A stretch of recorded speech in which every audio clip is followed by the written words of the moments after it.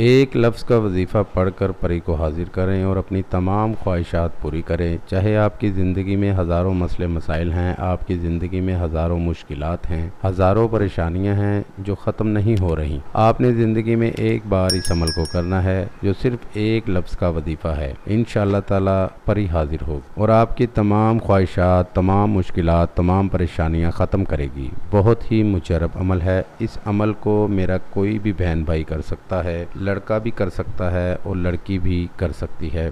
ویسے تو اس عمل کو آپ کسی بھی دن کر سکیں گے۔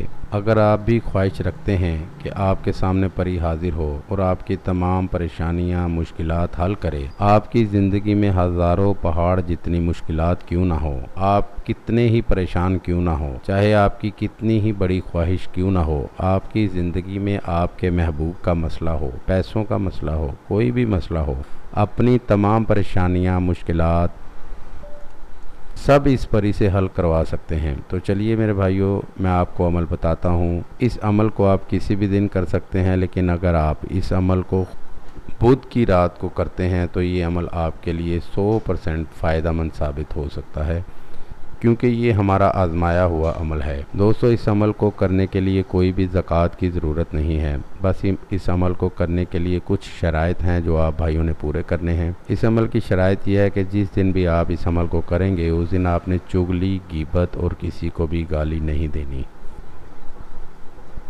یعنی آپ کے جسم کے تمام حصوں کا روزہ ہے، آپ نے کسی کو بھی کچھ نہیں بولنا، برا بھلا کسی کو کچھ نہیں بولنا۔ میرے بھائیوں، اس دن آپ نے 5 وقت کی نماز کی پابندی کرنی ہے، کیونکہ یہ نورانی عمل ہے، اس میں 5 وقت کی نماز کی پابندی بہت ضروری ہے۔ تو چلیے میں آپ کو عمل بتاتا ہوں۔ جب آپ عشاء کی نماز سے فارغ ہوں گے تو آپ نے 3 رکعت نفل ادا کرنے ہیں۔ جب آپ نفل ادا کر لیں گے، اس کے بعد آپ نے اللہ تعالیٰ سے دعا کرنی ہے اور یہی تمنا کرنی ہے کہ پری کے لیے اس عمل کو کر رہے ہیں۔ پھر آپ نے مصلی پر ہی بیٹھ کر اس وظیفے کو پڑھنا ہے، جو کہ آپ کو سامنے اسکرین پر نظر آ رہا ہوگا۔ اس وظیفے کو پڑھنا ہے، پڑھ کر بھی سنا دیتا ہوں۔ القیوم القیوم۔ آپ نے اس وظیفے کو آہستہ آہستہ پڑھنا ہے، جلدی جلدی نہیں پڑھنا۔ آپ نے اس وظیفے کو 777 مرتبہ پڑھنا ہے۔ یاد رکھیں، اول و آخر درود شریف 3 مرتبہ پڑھنا ہے۔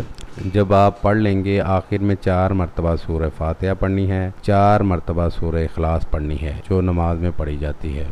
پھر آپ نے 21 مرتبہ درود ابراہیمی پڑھنا ہے۔ جب آپ اس 21 مرتبہ درود ابراہیمی پڑھ لیں گے تو پھر آپ کے سامنے ایک خوبصورت سی پری حاضر ہوگی، جو آپ سے پوچھے گی کہ آپ نے مجھے کیوں بلایا ہے۔ آپ نے سب سے پہلے اسے دوستی کرنی ہے، پھر اپنے تمام مشکلات، پریشانیاں بتانی ہیں۔